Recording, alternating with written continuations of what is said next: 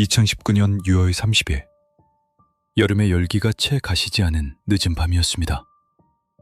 경기도 가평군에 위치한 용소 계곡. 평소라면 물놀이객들의 웃음소리로 가득했을 그곳엔 칠흑 같은 어둠만이 무겁게 내려앉아 있었습니다. 저녁 알버시가 넘은 시각, 안전요원들도 모두 철수한 그 위험한 계곡에서 정적을 깨는 단 한 번의 첨벙 소리가 들려왔습니다. 4미터 깊이의 차가운 물속으로 몸을 던진 한 남자. 하지만 그 남자는 다시는 수면 위로 떠오르지 못했습니다. 기묘한 것은 그 현장에 있던 일행들의 반응이었습니다. 사랑하는 가족이 눈앞에서 사라졌음에도 그들의 얼굴에는 슬픔보다는 알 수 없는 냉정함과 계산된 침묵만이 감돌고 있었습니다. 단순한 물놀이 사고였을까요? 아니면 누군가에 의해 정교하게 설계된 마지막 여행이었을까요? 차가운 계곡물 아래 가라앉은 진실. 그 뚜껑을 지금부터 열어보겠습니다. 이 사건의 끝이 어디로 향하는지, 수사관들이 마주한 충격적인 진실이 무엇인지 끝까지 함께하고 싶다면 지금 바로 구독과 좋아요를 눌러주세요. 여러분이 알고 싶은 다른 사건이 있다면 댓글로 남겨주시는 것도 잊지 마시길 바랍니다. 사건 당일로 시계를 돌려보겠습니다.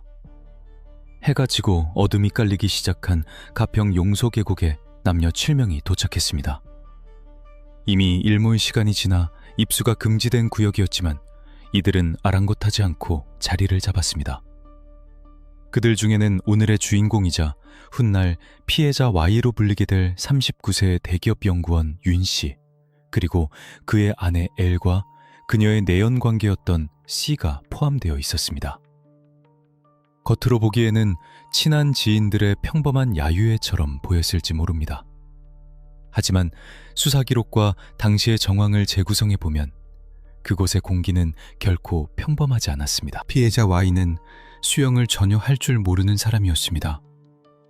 물을 무서워했고 평소에도 물가에 가는 것을 꺼려했던 인물입니다. 그런 그가 구명조끼 하나 없이 조명 시설도 없는 캄캄한 밤에 수심 4미터의 깊은 계곡 바위 위에 섰습니다. 상식적으로 이해하기 힘든 상황입니다. 현장에 있던 목격자들의 진술과 훗날 복구된 디지털 증거들을 종합해보면 당시 분위기는 Y에게 선택권이 없는, 보이지 않는 압박이 지배하고 있었던 것으로 보입니다. 당시 상황은 이랬습니다. 일행 중 남성들이 먼저 다이빙 시범을 보이며 분위기를 고조시켰습니다. 그리고 마지막으로 바위 위에 홀로 남은 Y에게 시선이 집중되었습니다. 아내 L은 그를 향해 "오빠, 다들 뛰는데 오빠는 안 뛰어?" 라며 은근한 심리적 압박을 가했습니다. 내연남 C 역시 그 옆에서 거들었습니다. 남성성을 자극하고 집단 내에서 소외되지 않으려는 인간의 본능적인 공포를 건드리는 아주 교묘한 심리적 몰이였습니다. Y는 몇 번이나 주저했습니다. 어두운 물밑은 그에게 공포 그 자체였을 것입니다. 하지만 그는 아내의 기대를 저버릴 수 없다는 듯, 혹은 이 상황을 빨리 끝내고 싶다는 듯 결국 코를 막고 차가운 물속으로 몸을 던졌습니다. 그것이 끝이었습니다. 물보라가 이고 난 후 당연히 들려야 할 살려달라는 비명이나 물장구 소리는 없었습니다. 그저 무거운 침묵과 계곡물 흐르는 소리만이 남았습니다. 여기서부터 수사관들이 주목한 수상한 공백이 발생합니다.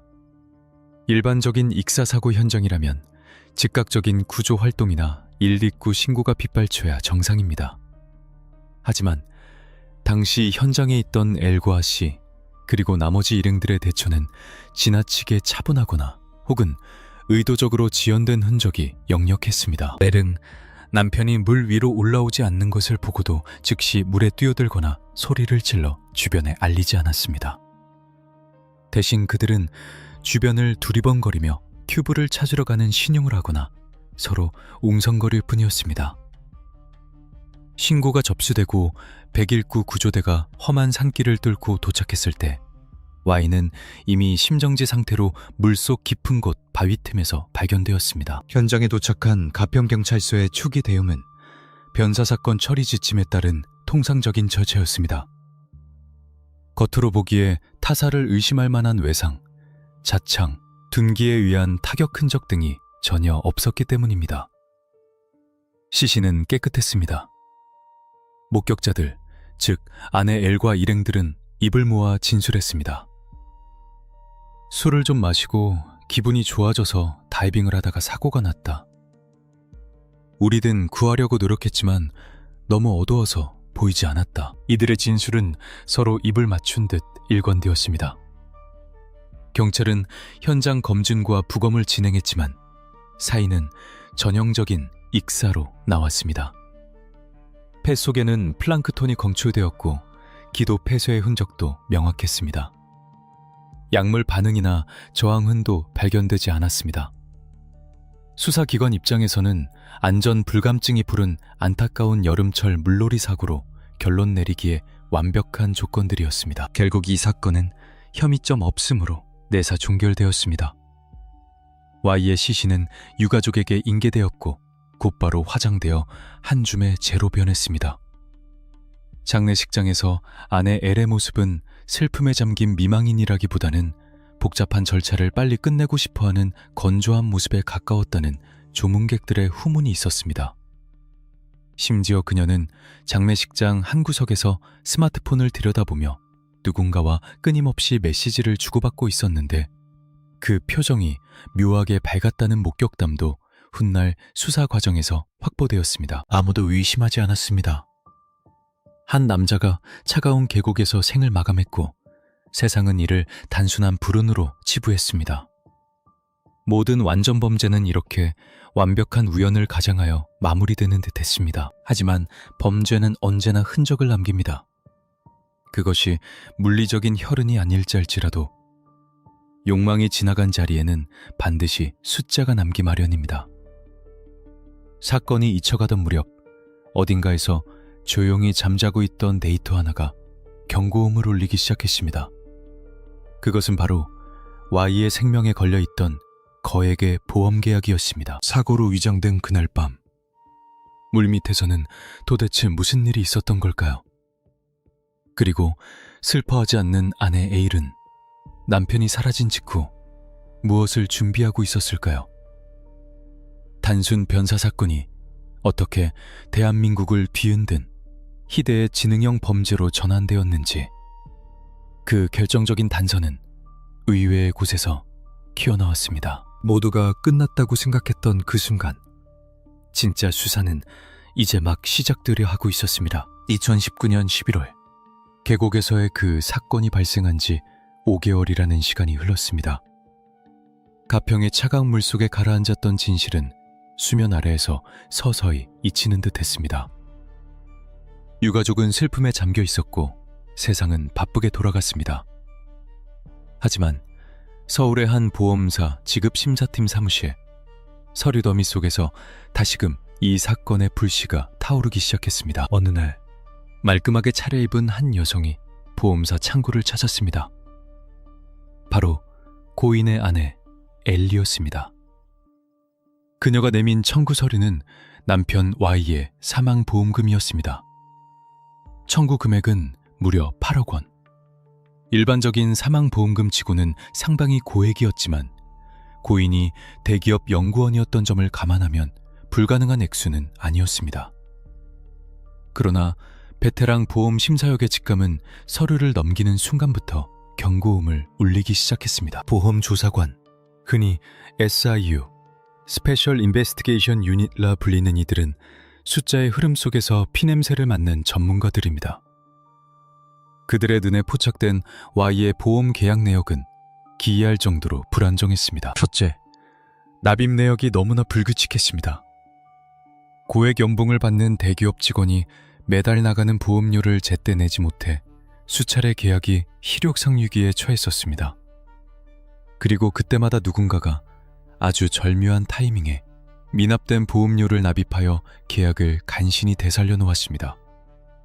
그 누군가는 바로 아내 엘리였습니다. 둘째, 그리고 결정적으로 조사관의 등골을 서늘하게 만든 것은 타이밍이었습니다. 사고 날짜는 6월 30일 밤 8시경.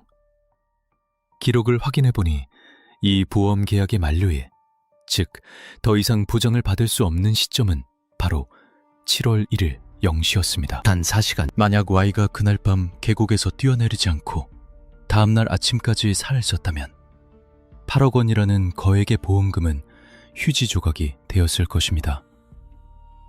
Y의 생명은 마치 초시계가 돌아가는 폭탄처럼 보험 계약 만료 4시간을 앞두고 제거된 것이나 다름없었습니다. 우연이라고 하기에는 너무나 극적이고 자기적인 타이밍이었습니다.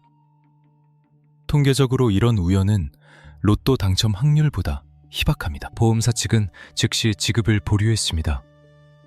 사고 경위가 석연치 않고 보험 사기가 의심된다는 이유였습니다.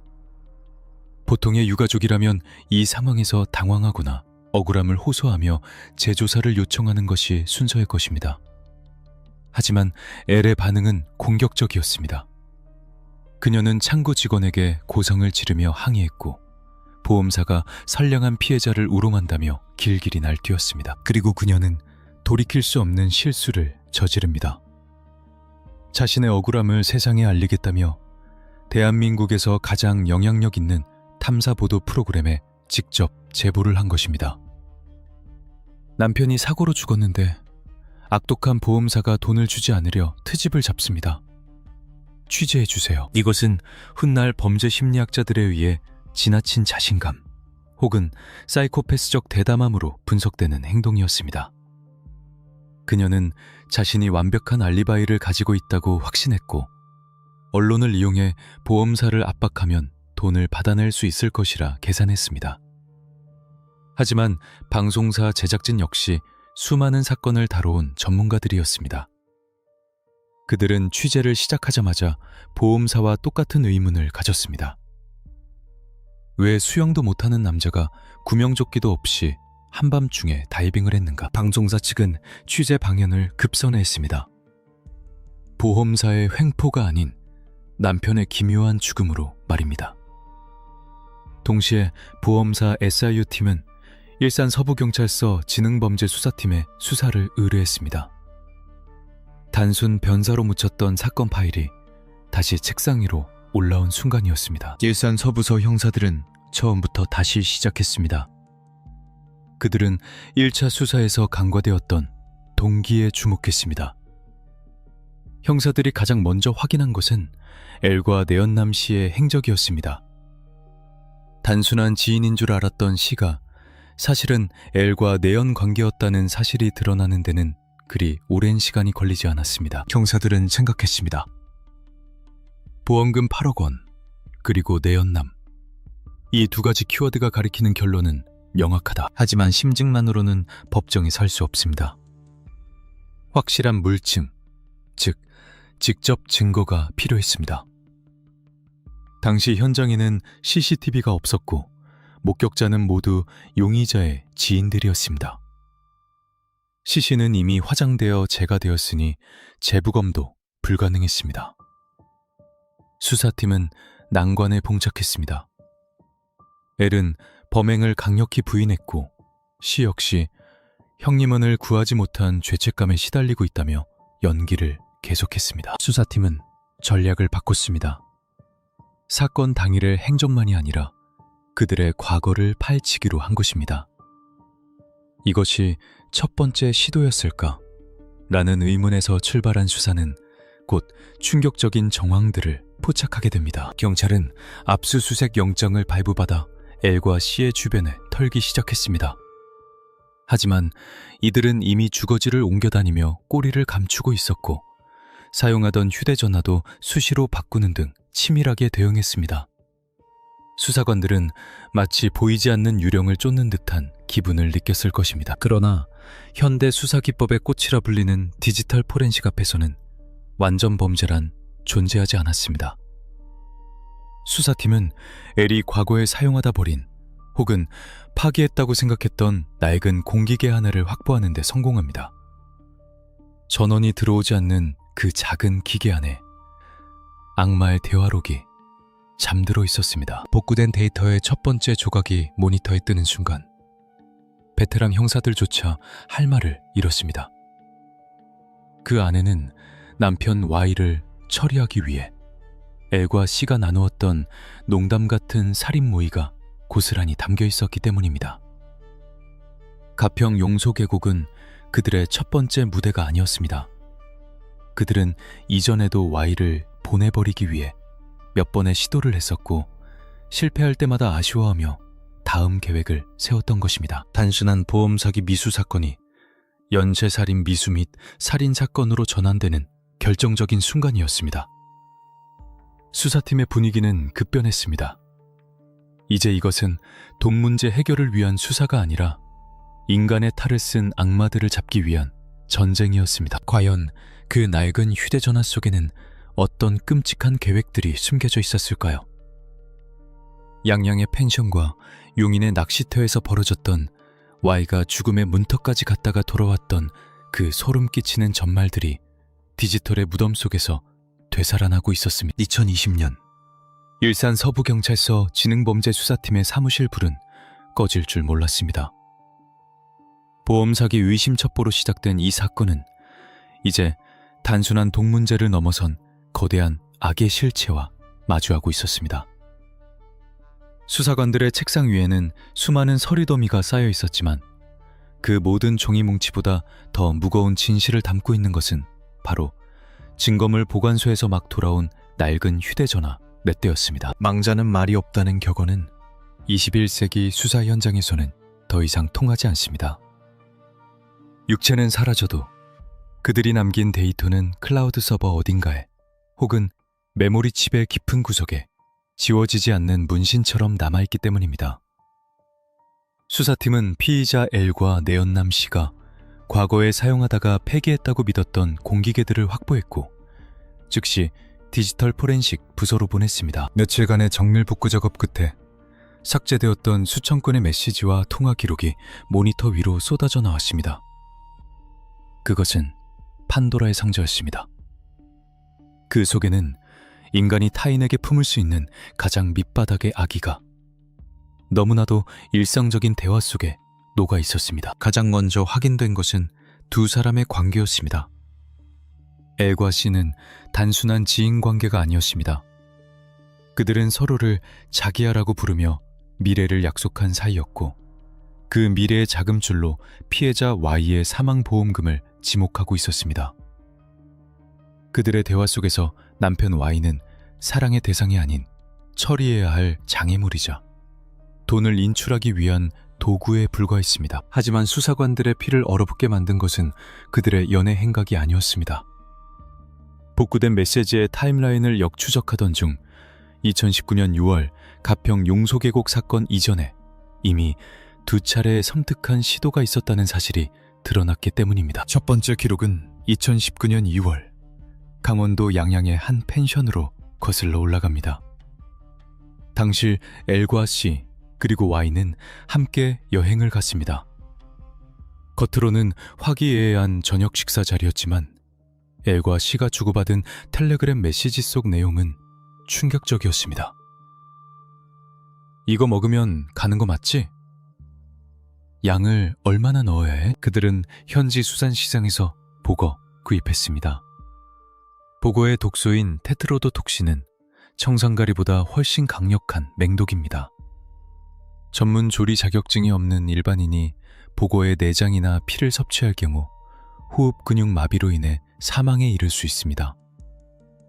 L은 이 맹독성 부위를 손질하지 않고 그대로 찌개에 넣어 Y에게 먹이려 했습니다. Y에게는 몸보신에 좋은 특별 요리라고 속였을 것입니다. 그러나 하늘이 도운 것일까요?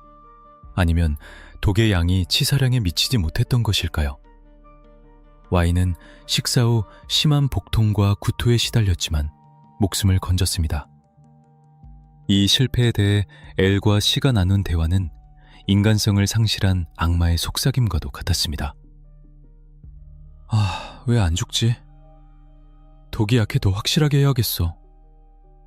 그들은 Y가 고통스러워하는 모습을 보면서 걱정하기는커녕 작업이 실패한 것에 대해 짜증을 내며 서로를 다투겠습니다. 두 번째 기록은 그로부터 3개월 뒤인 2019년 5월. 경기도 용인의 한 낚시터에서 발견되었습니다. 인적이 드문 밤, 저수지의 물은 깊고 차가웠습니다. 낚시를 핑계로 Y를 물가로 유인한 C는 결정적인 기회를 엿보고 있었습니다. 당시 L이 C에게 보낸 메시지에는 조급함이 묻어났습니다. 지금이야, 밀어버려. C는 Y를 물속으로 밀어넣으려 시도했습니다. 하지만 낚시터의 특성상 주변에 다른 낚시객들이 있었거나 혹은 잠시 잠들었던 지인이 깨어나는 바람에 실행에 옮기지 못했습니다. 눈치채서 못했어. 아쉽네. 다음에 기회가 또 있을 거야. 이 두 번의 실패한 살인 예행 연습은 수사팀에게 명확한 메시지를 전달했습니다. 가평 용소계곡 사건은 우발적인 사고가 아니라 수차례의 실패 끝에 수정되고 보완된 최종 계획이었다는 것을 말입니다. 보험 만료일이 7월 1일로 다가오자 그들의 마음은 급해졌습니다. 보거 독도 실패하고 낚시터 투척도 실패하자 그들은 Y가 스스로 뛰어내리게 만드는, 즉 증거가 남지 않는 방법을 택한 것입니다. 그것이 바로 가평 용소계곡 다이빙 강요의 전말이었습니다. 수사팀은 전율했습니다. 이들은 단순히 돈을 노린 사기꾼들이 아니었습니다. 타인의 생명을 담보로 도박을 하듯 여러 차례 죽음을 시도했고 실패할 때마다 학습하며 더 정교한 방법을 찾아낸 지능형 포식자들이었습니다. 디지털 포렌식 결과는 이 사건의 성격을 완전히 바꿔놓았습니다. 이제 검찰과 경찰은 부작위에 의한 살인, 구호 조치를 하지 않아 죽게 둠을 넘어 적극적인 살인 의지를 가진 계획 범죄로 공소장을 다시 써야 했습니다. 이 결정적인 증거, 즉 스모킹건이 확보되자 수사망은 급격히 좁혀지기 시작했습니다. 하지만 수사기관이 이 증거들을 분석하며 체포영장을 준비하던 그 시각, 동물적인 감각으로 위기를 감지한 L과 C는 이미 다음 행동을 준비하고 있었습니다. 그들은 자신들의 혐의가 입증될 것을 직감했고 순순히 잡혀줄 생각이 전혀 없었습니다. 화면 속의 텍스트들이 비명처럼 들려오는 듯한 밤, 수사팀은 곧바로 L과 C의 소환 조사를 통고했습니다. 그러나 전화기 너머의 신호음은 길게 이어지다 끊길 뿐이었습니다. 폭풍 전야의 고요함, 그것은 대규모 도주극의 서막이었습니다. 지금부터 대한민국 수사 역사상 가장 끈질기고 치열했던 추격전이 펼쳐집니다. 그들이 어떻게 감시망을 뚫고 사라졌는지, 그리고 남겨진 자들이 마주해야 했던 또 다른 비극적인 진실은 무엇인지. 범죄 수사에서 가장 가슴 아픈 순간은 범인의 잔혹함을 확인할 때가 아닙니다. 바로 피해자가 겪어야 했던 처절한 고통의 깊이를 뒤늦게 깨닫게 될 때입니다. 디지털 포렌식이 범인들의 악마성을 드러냈다면 동시에 복구된 피해자 Y의 기록들은 그가 생전에 겪었던 지옥 같은 삶을 고스란히 증언하고 있었습니다. Y는 결코 능력이 부족한 사람이 아니었습니다. 그는 국내 굴지의 대기업 연구원으로 재직 중이었고 연봉 6천만 원 이상을 받는 엘리트였습니다. 사회적인 기준으로 볼 때 그는 안정적인 중산층의 삶을 누려야 마땅했습니다. 하지만 수사관들이 확인한 그의 통장 잔고와 생활상은 충격을 넘어 기이한 그 자체였습니다. 그의 통장은 텅 비어 있었습니다. 아니, 텅 빈 것을 넘어 마이너스였습니다.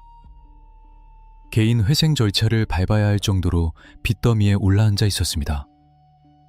그 많던 연봉은 월급날이 되면 스치듯 사라졌고 그 모든 돈의 종착지는 단 한 사람, 바로 아내 엘이었습니다. 엘은 경제권을 완전히 장악했습니다. 우리의 미래를 위해 저축하고 투자하겠다는 명목이었지만 사실 그 돈은 엘이 내연남 C와 함께 해외여행을 다니고 명품을 구매하는 데 탕진되었습니다. 정작 돈을 벌어오는 Y는 처참한 빈곤 속에 방치되었습니다. 복구된 카카오톡 메시지 속에서 Y는 남편이 아닌 자비를 구하는 거린에 가까웠습니다. 엘라, 나 점심 사 먹게 10,000원만 보내주면 안 될까? 배가 너무 고파. 편의점 도시락 사 먹게 3,000원만. 신발이 찢어져서 회사에 신고 가기가 창피해. 운동화 하나만 사면 안 될까? 대기업 연구원이 밥을 굶고 찢어진 신발을 신고 출근했습니다. 심지어 그는 돈이 없어 회사에서 제공하는 생수를 물통에 받아 집에 가져가 마셨고 동료들이 남긴 음식을 쌓아가기도 했습니다. 더 충격적인 것은 그가 생활비를 마련하기 위해 인터넷 중고장터에 올린 게시물들이었습니다. 즉석밥 팝니다. 참치캔 팝니다. 회사 명절 선물로 받은 햄세트나 생필품을 팔아 몇천 원이라도 손에 쥐어야 겨우 끼니를 해결할 수 있었던 것입니다. 그렇다면 Y는 왜 도망치지 않았을까요? 왜 이윤을 요구하거나 저항하지 않았을까요? 여기서 범죄 심리학자들은 가스라이팅, 즉 심리적 지배 상태에 주목합니다. 가스라이팅은 피해자의 현실 감각과 판단력을 흐리게 만들어 가해자에게 절대적으로 의존하게 만드는 정서적 학대입니다. 엘은 결혼 생활 내내 교묘한 방식으로 Y를 고립시켰습니다. Y가 가족이나 친구들과 연락하는 것을 차단했고, 오빠는 나 없으면 아무것도 못하는 사람이야. 내가 오빠 빚 갚아주려고 이렇게 고생하잖아. 라는 식으로 죄책감을 심어주었습니다. Y는 수원에 있는 낡고 좁은 반지하방 또는 옥탑방에서 홀로 지냈습니다. 보일러를 틀 기름값이 없어 한겨울에도 냉골에서 잠을 잤습니다. 반면 엘은 인천의 번듯한 아파트에서 내연남과 함께 Y가 보낸 돈으로 호화로운 생활을 즐겼습니다. Y는 자신이 사랑하는 아내를 위해 희생하고 있다고 믿었겠지만 사실 그는 철저하게 착취당하는 숙주에 불과했습니다. 이 심리적 지배는 Y의 생존 본능마저 마비시켰습니다. 오빠, 내 말 들으면 자다가도 떡이 생겨. 나를 믿어. 내가 하라는 대로만 해. 이런 세뇌는 Y로 하여금 자신의 판단보다 엘의 명령을 더 우선시하게 만들었습니다. 수영을 못하는 그가, 물을 공포스러워하는 그가, 캄캄한 밤 계곡물 앞에서 뛰어내릴 수 있었던 이유가 바로 여기에 있습니다. 그에게는 눈앞의 죽음보다 엘의 기대를 저버리는 것, 엘에게 버림받는 것이 더 큰 공포였을지도 모릅니다. 전문가들은 이를 간접살인 혹은 심리적 살인이라고 부릅니다. 칼을 들지 않았을 뿐 엘은 오랜 기간에 걸쳐 Y의 자아를 난도질했고 껍데기만 남은 그를 벼랑 끝으로 밀어넣은 것입니다. Y가 물속으로 몸을 던진 것은 단순한 다이빙이 아니라 지배자에 대한 절대적인 복종의 표시이자 이 고통스러운 삶을 끝내고 싶은 무의식적인 체념이었을 수도 있습니다. 수사팀은 분노했습니다. 이것은 단순한 금전갈취 사건이 아니었습니다. 한 인간의 존엄성을 밑바닥까지 짓밟고 마지막 남은 생명까지 쥐어짜낸 잔혹 범죄였습니다. 이 모든 정황 증거들은 이제 법정에서 엘과 C를 올가맬 강력한 쇠사슬이 될 준비를 마쳤습니다. 하지만 이 악마들은 호락호락하지 않았습니다. 자신들을 향해 조여오는 수사망을 눈치챈 그들은 법의 심판을 받기보다는 세상에서 증발해버리는 길을 택합니다. 조사를 받으러 오라는 검찰의 마지막 통보가 있던 날, 그들은 나타나지 않았습니다. 연락도, 흔적도, 그림자도 남기지 않은 채 도대체 그들은 어디로 사라진 것일까요? 대한민국처럼 CCTV가 촘촘한 나라에서 2명의 성인이 흔적도 없이 사라지는 것이 가능할까요? 이제 수사는 새로운 국면을 맞이합니다. 보이지 않는 유령을 쫓는 형사들의 피말리는 추격전. 2021년 12월 14일 인천지방검찰청 형사 2부의 조사실. 공기는 무겁게 가라앉아 있었습니다. 수사팀은 자신감이 있었습니다. 이미 경찰 단계에서 넘어온 방대한 수사 기록과 디지털 포렌식을 통해 확보한 스모킹건들이 책상 위에 쌓여 있었기 때문입니다. 그날은 피의자 L과 C가 검찰에 출석해 조사를 받는 날이었습니다. 놀랍게도 그들은 제 발로 검찰청에 나타났습니다. 도주 우려가 없다는 것을 보여주기 위함이었을까요? 아니면 수사팀이 어느 정도의 증거를 가지고 있는지 간을 보기 위함이었을까요? 그들은 여전히 혐의를 전면 부인했습니다. 억울합니다. 남편을 잃은 슬픔도 가시지 않았는데 범죄자 취급이라뇨. 엘은 눈물까지 글썽이며 결백을 호소했고 시 역시 묵묵부답으로 일관하며 방어막을 쳤습니다. 하지만 담당 검사가 포렌식으로 복구된 결정적인 대화 내역들을 하나씩 제시하자 그들의 눈빛이 흔들리기 시작했습니다. 양양 펜션에서의 보거독 이야기, 용인 낚시터에서의 밀어버려 라는 메시지, 변명의 여지가 없는 그들의 육성 기록이 모니터 화면에 띄워졌을 때 조사실의 기류는 급변했습니다. 그들은 직감했을 것입니다. 이번엔 빠져나갈 수 없다. 내일이면 구속영장이 청구될 것이다. 1차 조사가 늦은 밤까지 이어졌고 검찰은 다음날 오후 2시에 2차 조사를 이어가기로 하고 그들을 일단 귀가시켰습니다. 당시 그들은 불구속 상태였기에 강제로 잡아들 명분이 부족했습니다. 수사팀은 그들이 설마 도망칠 것이라고는 생각지 않았을 수도, 혹은 도망칠 곳이 없다고 판단했을 수도 있습니다. 하지만 그것은 치명적인 오판이었습니다. 다음날 오후 5시, 조사실의 문은 열리지 않았습니다. 약속된 시간이 지나도 엘과 시는 나타나지 않았습니다. 수사관이 전화를 걸었지만 돌아오는 것은 전원이 꺼져 있어 라는 기계적인 안내용뿐이었습니다.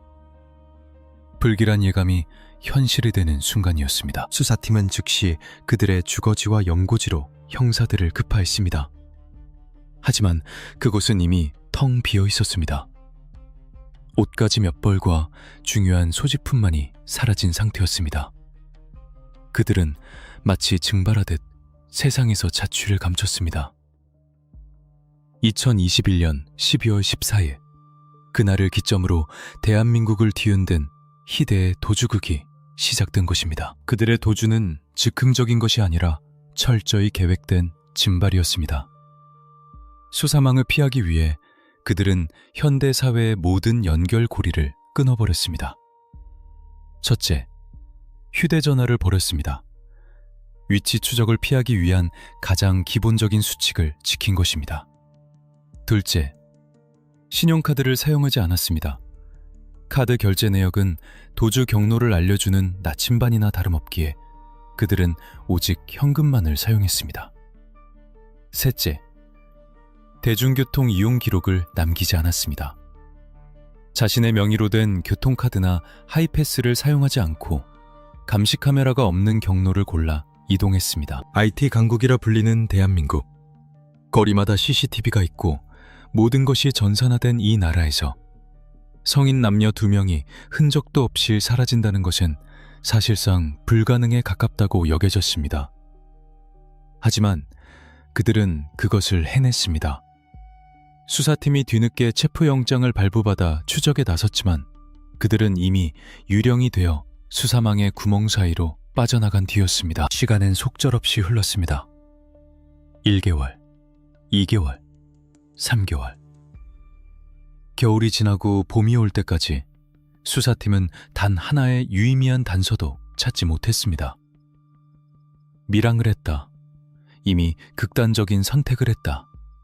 지방의 은밀한 곳에 숨어 지낸다 등 온갖 추측만이 난무했습니다.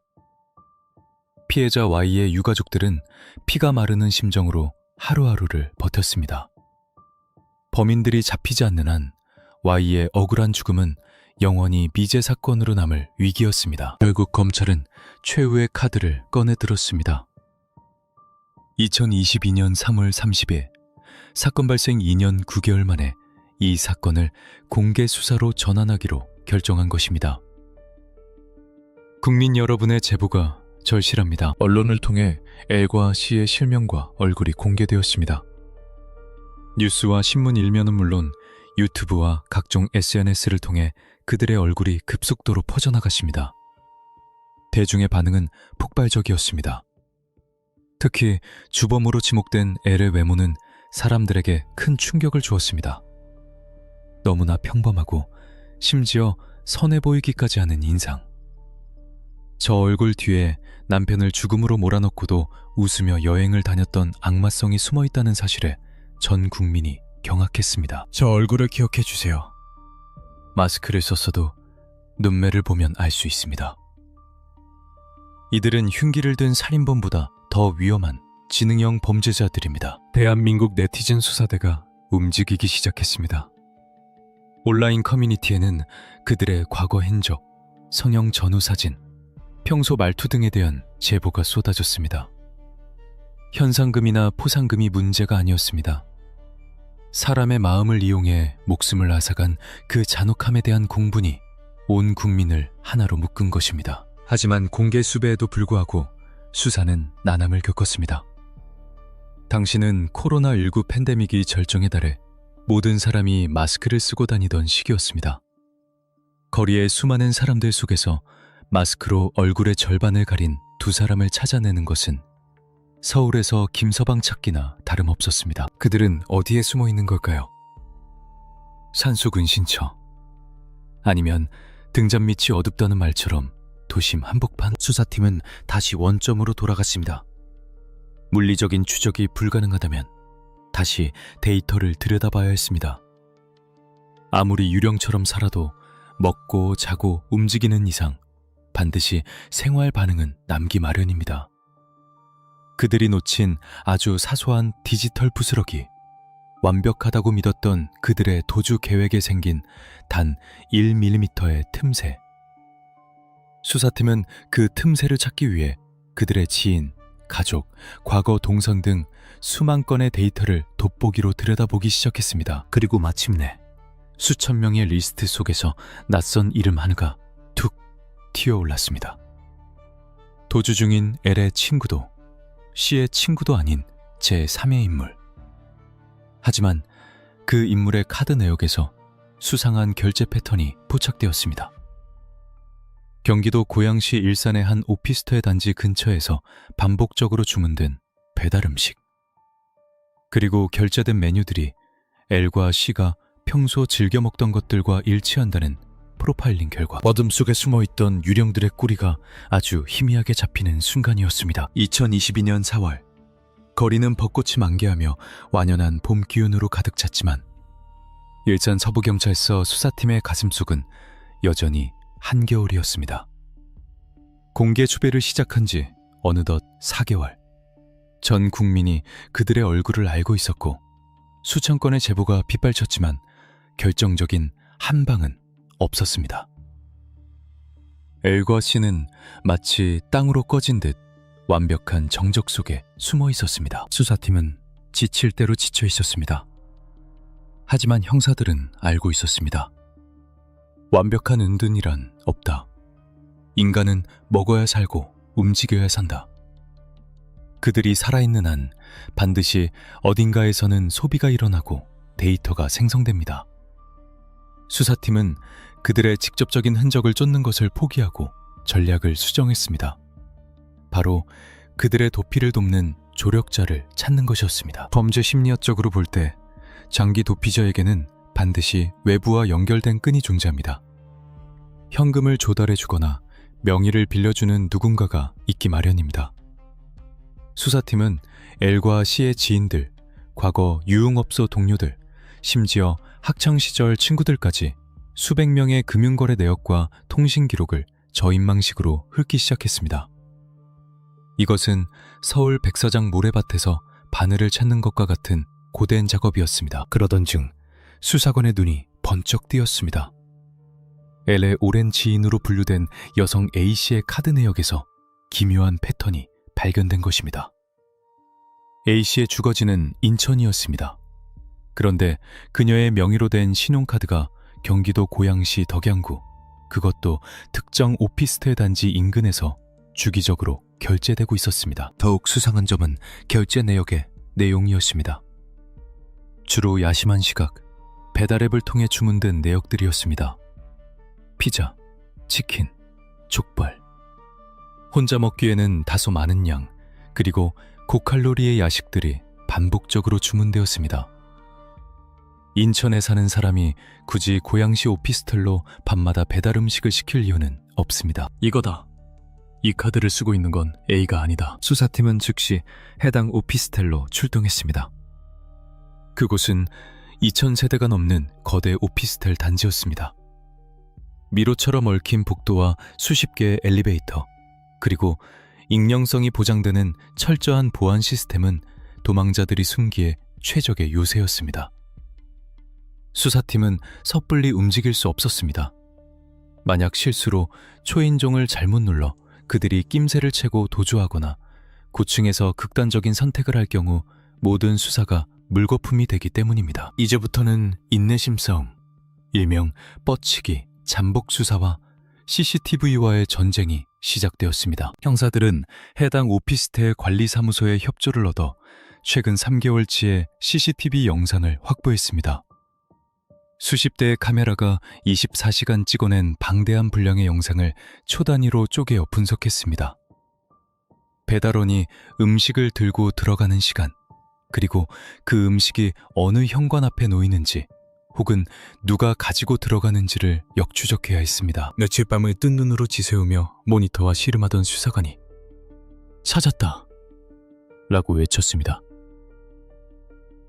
화면 속 배달원이 음식을 문 앞에 두고 사라지자 잠시 후 현관문이 살짝 열렸습니다. 그리고 캡 모자를 깊게 눌러쓰고 마스크로 얼굴을 다 가린 한 남자가 잽싸게 피자 박스를 낚아채 안으로 사라졌습니다. 화질은 흐릿했고 얼굴은 가려져 있었지만 수사관들은 단번에 알아볼 수 있었습니다.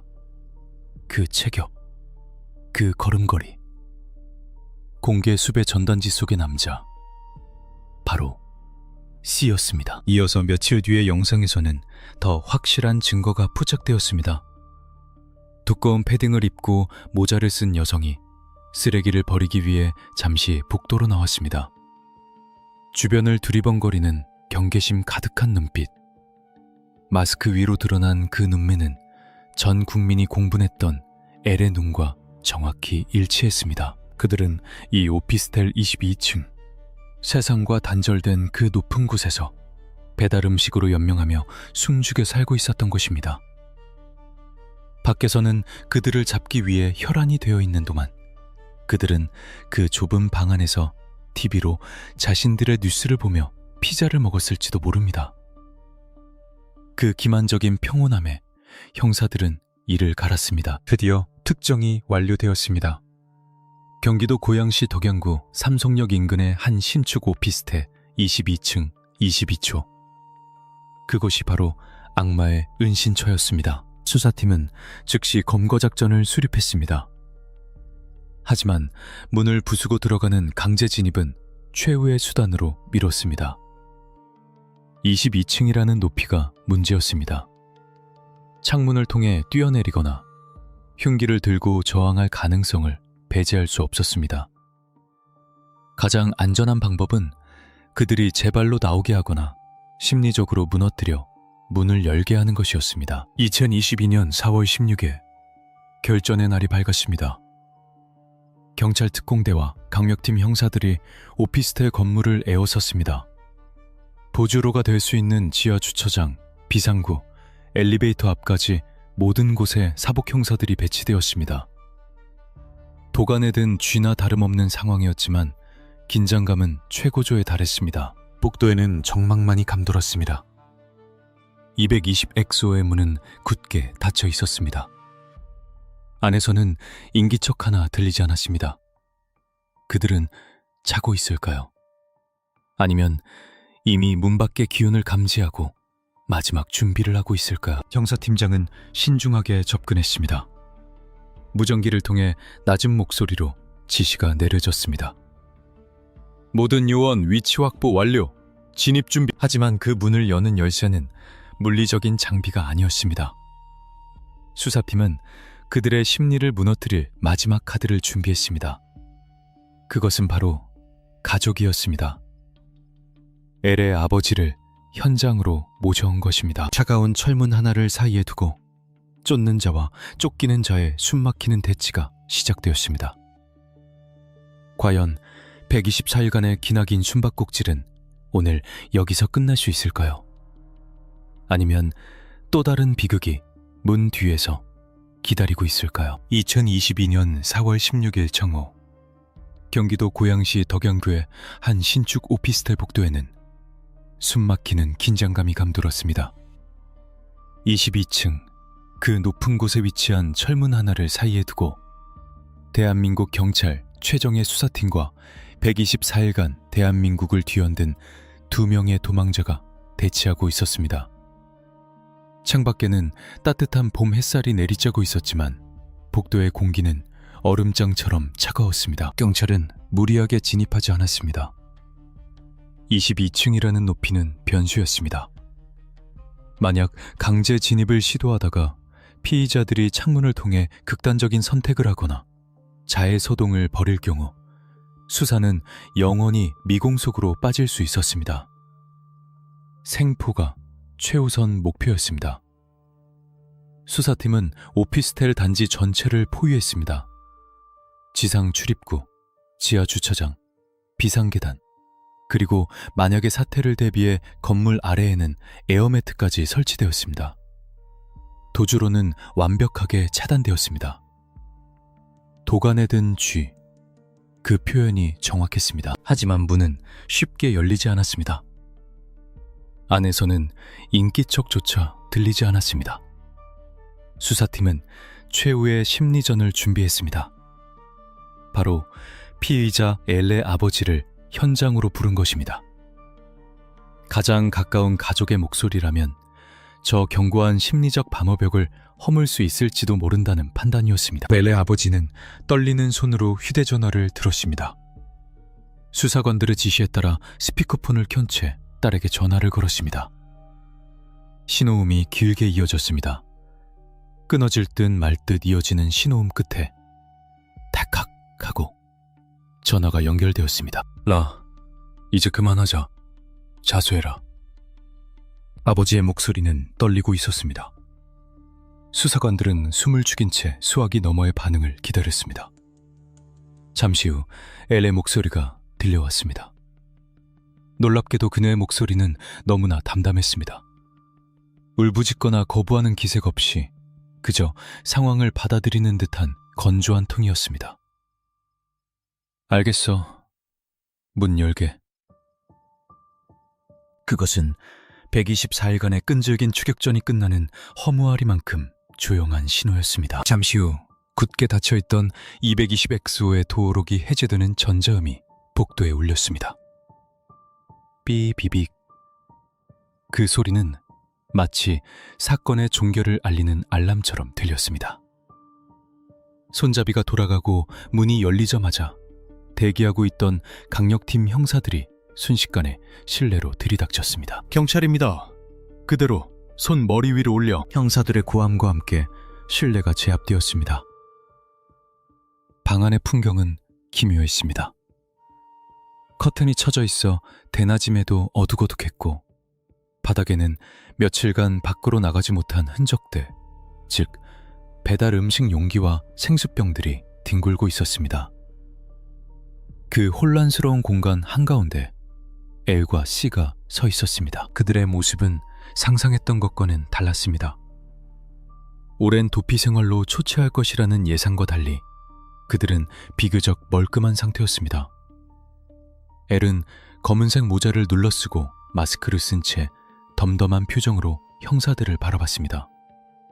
내연남 C 역시 저항할 의지가 전혀 없어 보였습니다. 그들은 마치 이 순간이 올 것을 알고 있었다는 듯 순순히 손을 내밀었습니다. 피의자 L씨, 당신들을 살인 및 살인 미수, 보험 사기 방지 특별법 위반 혐의로 긴급 체포합니다. 당신들은 묵비권을 행사할 수 있고 변호인을 선임할 권리가 있으며 형사가 미란다 원칙을 고지하며 엘의 손목에 수갑을 채웠습니다. 차가운 금속성 소리가 방 안에 울려 퍼졌습니다. 엘은 수갑이 채워지는 순간에도 고개를 숙이거나 눈물을 흘리지 않았습니다. 그저 멍하니 허공을 응시할 뿐이었습니다. 수사관들은 그 눈빛에서 소름 끼치는 냉기를 느꼈다고 훗날 회고했습니다. 죄책감이나 후회보다는 게임에서 졌다는 식의 아쉬움만이 묻어나는 눈빛. 그것은 보통의 범죄자들과는 확연히 다른 타인의 고통에 공감하지 못하는 자들만의 특징이었습니다. 오후 12시 25분. 두 사람은 형사들의 양옆 호의를 받으며 오피스텔을 빠져나왔습니다. 지하 주차장에 대기 중이던 호송차에 오르기 전 그들의 모습이 잠시 카메라에 포착되었습니다. 모자를 푹 눌렀었지만 전 국민이 기억하고 있는 그 실루엣이었습니다. 그들은 고양 경찰서로 1차 압송되었습니다. 경찰서 앞은 이미 소식을 듣고 몰려든 취재진으로 인산인해를 이루고 있었습니다. 카메라 플래시가 번개처럼 터지고 기자들의 질문이 빗발쳤습니다. 혐의 인정하십니까? 여구족에게 할 말 없습니까? 도주 기간 동안 뭐 했습니까? 수많은 마이크가 그들의 입을 향했지만 엘과 씨는 굳게 입을 다물었습니다. 엘은 고개를 숙인 채 긴 머리카락으로 얼굴을 가렸고 씨 역시 아무 말 없이 호송차에서 내려 조사실로 향했습니다. 그들의 침묵은 뻔뻔함의 또 다른 표현이었습니다. 국민들의 분노는 극에 달했습니다. 댓글창과 SNS는 반성의 기미가 전혀 없다. 저들을 영원히 사회에서 격리해야 한다는 성토로 뒤덮였습니다. 조사실에 앉은 그들은 여전히 태연했습니다. 하지만 그 태연함은 오래가지 못했습니다. 수사팀은 그동안 축적해온 방대한 증거들을 하나씩 책상 위에 올려놓았습니다. 텔레그램 메시지, 삭제된 사진, 금융거래 내역, 그리고 그들이 숨어있던 오피스텔 CCTV 영상까지. 도주를 통해 시간을 벌려고 했겠지만 그 시간 동안 수사기관의 칼날은 더욱 날카롭게 벼려져 있었습니다. 특히 검찰은 이 사건을 단순한 사고 위정이 아닌 심리적 지배, 이용한 직접 살인으로 기정하고 법미 검토를 마친 상태였습니다. 직접 밀지 않았으니 살인이 아니다 라고 주장하려던 그들의 논리는 물에 빠진 피해자를 보고도 구하지 않은 것은 물론 피해자가 물에 뛰어들 수밖에 없도록 심리적으로 조종했다는 부작위에 의한 살인 및 심리적 지배에 의한 살인이라는 거대한 법의 그물망 앞에서 무력해질 수밖에 없었습니다. 조사가 진행되면서 그들의 도주 생활의 전말도 드러났습니다. 그들은 도주 기간 내내 은둔하며 자신들에 대한 뉴스를 검색하고 여론의 동향을 살폈습니다. 잡히지 않을 것이라는 막연한 희망, 혹은 돈이 떨어지면 어떻게든 되겠지 하는 안일함 속에서 하루하루를 보냈던 것입니다.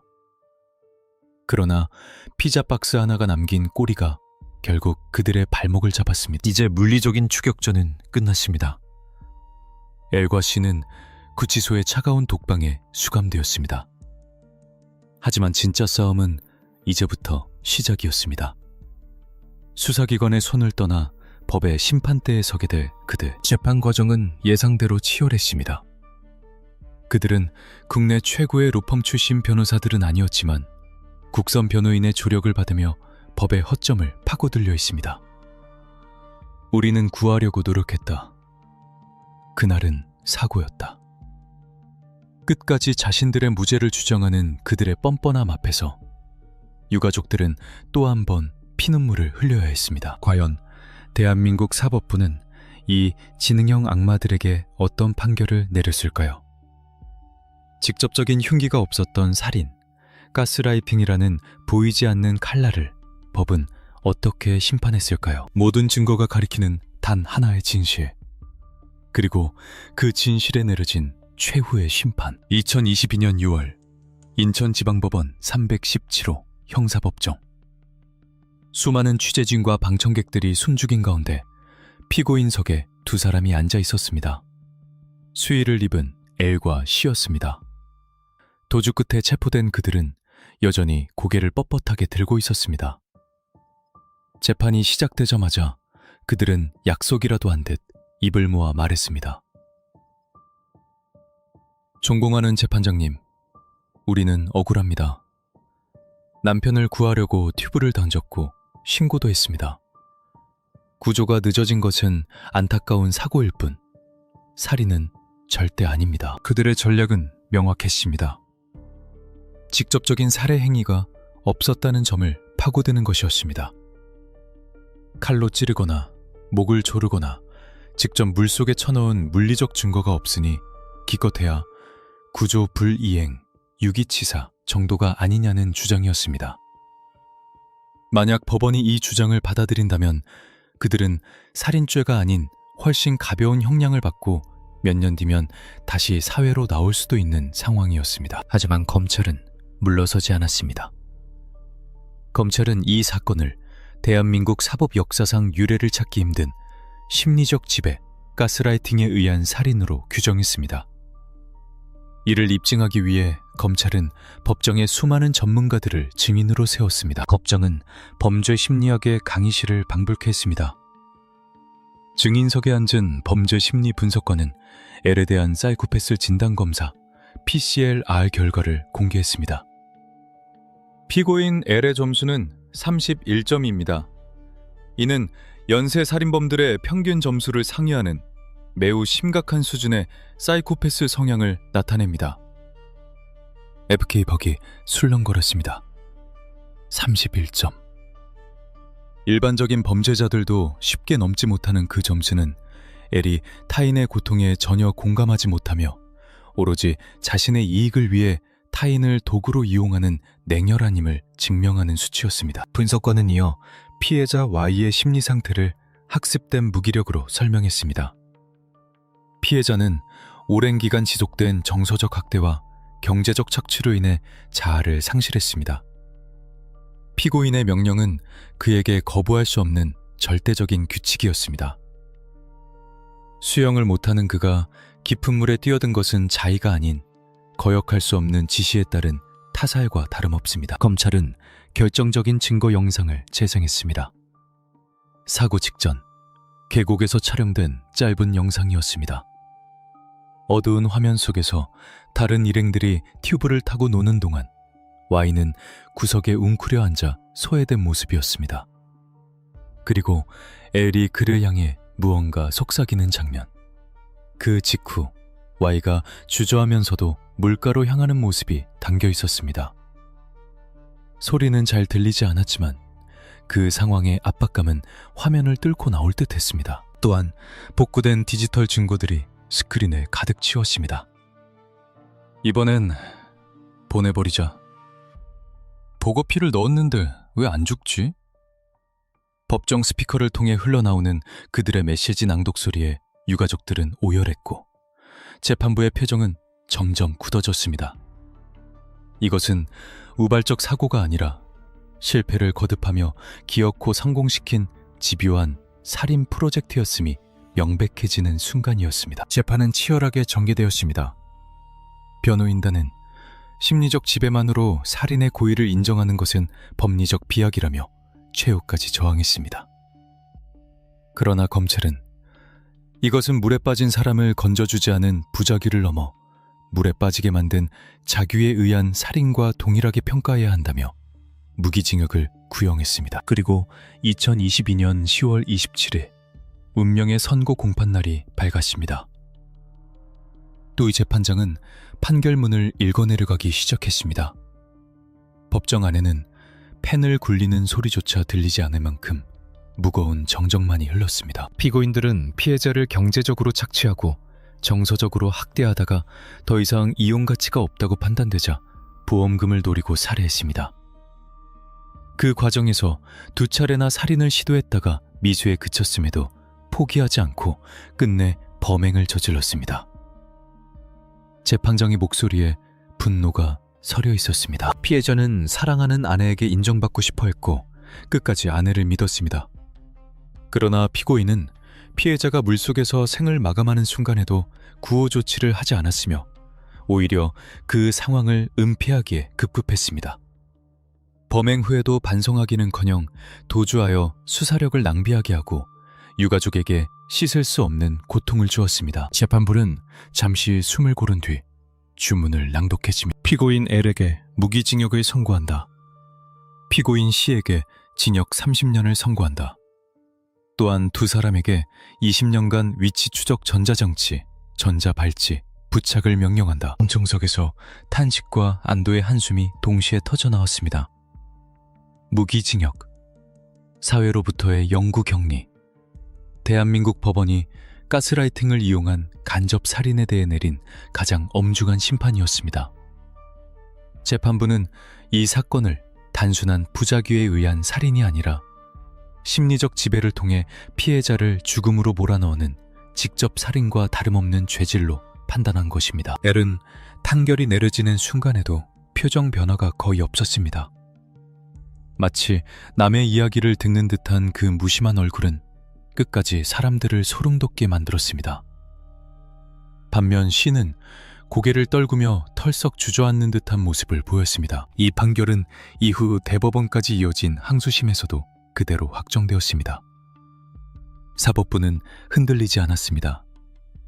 돈을 위해 사람의 마음을 조종하고 생명을 앗아간 악마들에게 관용은 없었습니다. 사건은 종결되었습니다. 범인들은 감옥이라는 차가운 콘크리트 벽 뒤로 사라졌습니다. 하지만 우리에게 남겨진 질문들은 여전히 무겁습니다. 피해자 Y가 마지막 순간 차가운 물 속에서 숨을 헐떡이며 수면 위를 올려다봤을 때 그는 무엇을 보았을까요? 자신을 구해주리라 믿었던 아내의 차가운 눈빛이었을까요? 아니면 칠흑 같은 밤하늘이었을까요? 그는 마지막 숨이 끊어지는 그 순간까지도 자신이 아내를 위해 희생했다고 믿고 싶었을지도 모릅니다. Y가 남긴 낡은 운동화와 텅 빈 통장, 그리고 그가 보냈던 배가 고프다는 메시지들은 물질 만능주의 시대에 우리가 잃어버린 인간성에 대해 뼈아픈 경종을 울립니다. 사랑이라는 가면을 쓴 착취, 믿음이라는 이름으로 포장된 지배, 우리 주변 어딘가에서도 누군가는 가스라이팅이라는 보이지 않는 감옥에 갇혀 소리 없는 비명을 지르고 있을지 모릅니다. 이 사건은 끝났지만 Y가 겪었던 고독과 공포는 영원히 기록될 것입니다. 부디 그가 이제는 배고픔도 착취도 없는 곳에서 편안히 영면하기를 바랍니다. 오늘의 사건 파일, 계곡 살인사건의 전말은 여기까지입니다.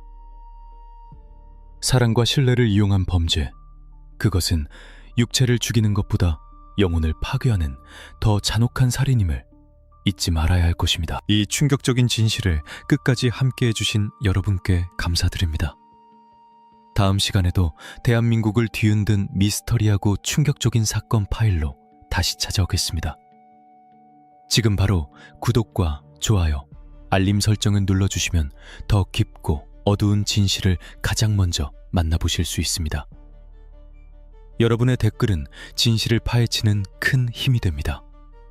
다루어 주었으면 하는 사건이 있다면 언제든 댓글로 남겨주세요. 지금까지 사건 수첩의 김형사였습니다.